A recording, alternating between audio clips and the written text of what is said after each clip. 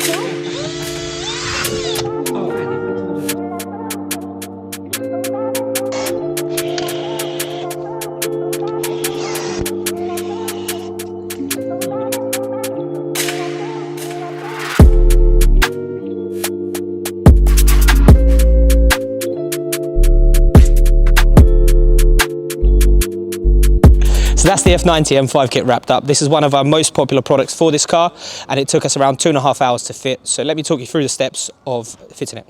So with the splitter, we did rivets, and we used double-sided tape to get it into the right place.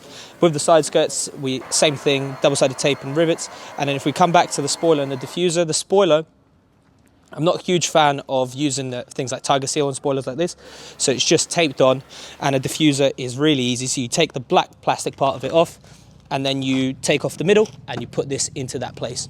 We did also secure it around the back. I like to secure things around the back with things like self-tapping screws, or in this case we used rivets as well around the back, so then it's nice and secure, it's never going to come off. And that's about it. So what we'll do is we'll put a link in the description below to this kit and all of our F90 M5 parts.